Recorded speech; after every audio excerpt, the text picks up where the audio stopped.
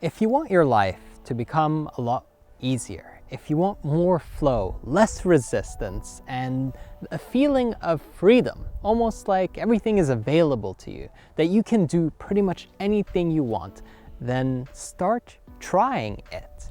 Don't commit all the way. Don't say this choice is the choice that I'll stick with for the rest of my life. But if you want something, actually test it out. Take a step, take two, maybe even three, but actually taste the experience that you're wanting. Because so long as you hold yourself back, so long as you try to figure out whether or not it's the right choice for you, you're always going to live defensively. You're always protecting against downside instead of actually going after what you want. You're always putting yourself in a little box where everything has to be perfectly figured out before you can do anything you really want to. And the reason this creates such a massive disadvantage for you is not only because it slows down your timeline and you will get to your goals a lot slower, but also because of the uncertainty that it creates. When you're trying to think through every decision in your head, when you're trying to use your mind to visualize the future in a predictive way, you're actually most likely going to be wrong. How many times have you worried about something that might happen that never actually ended up happening at all, or you got the total opposite of your expectations when you showed up somewhere, or when you had the first meeting with someone, something like that. So think about how much your mind is biased and all of these preconceived notions that you have about what might go wrong and what might happen, what you might like, what you won't like. If we can throw all of that to the wayside for a while and just say, test it, try it, take the step, take a leap, and figure it out on the way. And if you don't like it, guess what? You can go back. You might say, no, it won't be the same. If I make this choice, then that's it. I have to live with it forever. Really? Is there no way that you could possibly undo it? Think about the potential, what you might gain. Your mind doesn't really measure that very accurately. Instead, it's just trying to tell you, well, you're gonna lose this, you're gonna lose that, and if it doesn't work out, here's how you'll look to everyone. That's not true. That's just your mind playing games with you and trying to protect you. Your ego wants to make sure that you're not hurt. And you know, that's actually really nice and noble.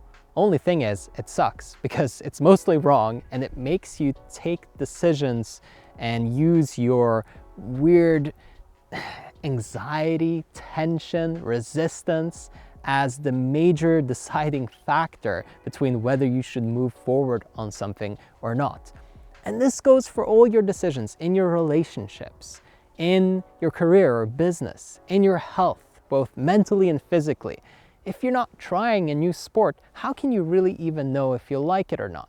If you're not starting your business, if you're not trying a new marketing strategy or hiring somebody to come in, maybe an agency to take over some work and make it easier on you, whatever it is, if you don't give it a shot, you'll never know. You can fire that agency, you can quit that sport, you can go back, and it doesn't make you a bad person. It's horrible, this ideal that we've built where if you're committed to something forever, that means you're good. So you should only make choices where you're gonna stick with it for a really long time. And if you quit or go back, that makes you a bad person. Absolutely not. It does not. You have permission to do whatever it is that you want to try and then change your mind. That's the whole point of figuring out who you really are. And it doesn't matter what age you are either. If you're using that as an excuse and saying, I should have it together by now, more pain, more suffering, more resistance, instead of actually accepting yourself for who you are and where you are right now. Remember, comparing your chapter 2 to somebody else's chapter 57 will only cause more suffering. Maybe you decided to start a whole new book. Well, that's good. Maybe they're stuck in their chapter 57 and it looks all glamorous and great to you, but their subjective experience of it sucks and they hate it. And they just want out and they want a different life and they're in resistance every day.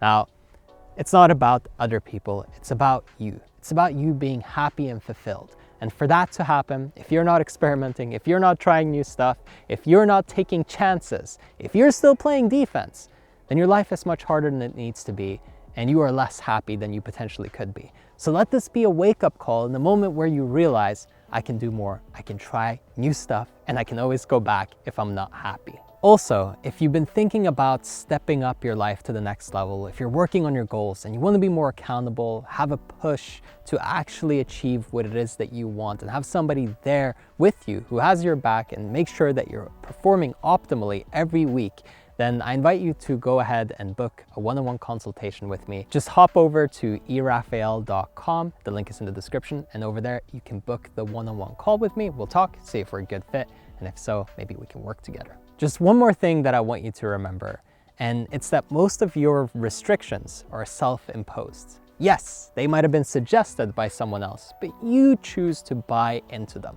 You decide what you believe, either consciously or unconsciously. And if you did decide unconsciously, this is the moment to examine your restrictions and to lift them and to say, you know what, that one sucks. I don't like it. I'm gonna get rid of it and I'm gonna pick freedom instead. I'm going to make a new choice in what I believe to be true. And I'm going to start backing it up with new reference experiences. Because remember, whatever you decide to believe, you can find proof for it.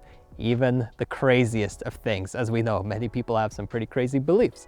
So if you really, really want to be happy, if you want your life to feel smooth and easy, then just make sure that you examine what's going on with your belief systems. And the moment that you change or tweak any of them, your subjective experience will immediately improve, as long as you're improving the belief and not making it worse, of course. Take responsibility and don't accept what you've been taught by default as your running default long term. You choose your operating system, you choose your thinking and your philosophy. It's your responsibility to make sure that your mind is set right.